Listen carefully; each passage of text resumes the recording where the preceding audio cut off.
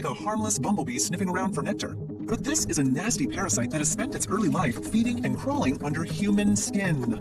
The human botfly lives in the moist, lush parts of South and Central America, and you don't need to run into one to be infested by its larvae. But if you do become the unfortunate victim of a botfly infestation, do you know the best way to get rid of them? Should you A. heat the affected area, B. squeeze them out, C. cover the wound with bacon grease?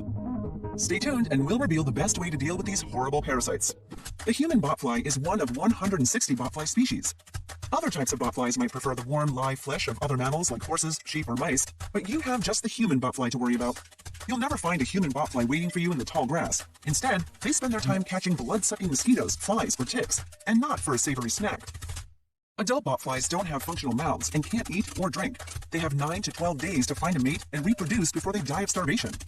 Females also need to ensure the survival of the egg they will leave behind, and that's why hijacking mosquitoes comes in handy. After laying her eggs, the female captures a mosquito, flips it over, and attaches 50 to 100 eggs to its underside.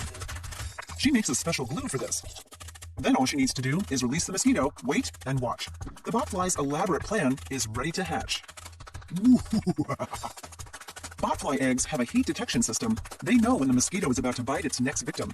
And when that happens, the eggs hatch and the larvae enter your skin through the bite wound. An existing copper hair follicle could also let a botfly get into your body.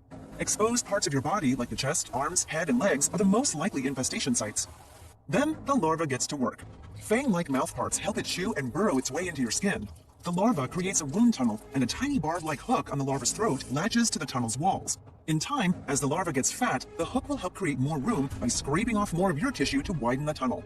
You might have noticed that healing wounds tend to weep a clear fluid. This fluid is called exudate and contains leukocytes and blood plasma. Mixed in with some local dead cells, this is what the larva eats for up to 3 months, and it keeps burrowing to trigger your body into sending its next meal.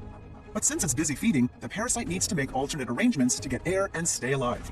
It easily solves that problem using the breathing tubes called spiracles on its rear end. It leaves them sticking out of the mouth of the wound. So yeah, the botfly is a butt breather.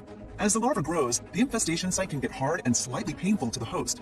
But the worst part is that you might be able to feel the bug moving under your skin. Gross! If left untreated, the larva will eventually pupate and simply drop off your wound. It needs to sink itself deep into soil for the next leg of its life cycle. But how could you harbor this horrific critter under your skin and not die? The botfly has it all figured out. It needs you in reasonably good health to keep providing food. It secretes a natural antibacterial substance from its mouthparts so you won't get a lethal bacterial infection. Aw, well that's nice. But having a growing botfly in your body is still pretty gross and uncomfortable, and you might want to try to remove it. The best method starts by cutting off its air supply. So slather the wound surface with something like petroleum jelly or even bacon grease.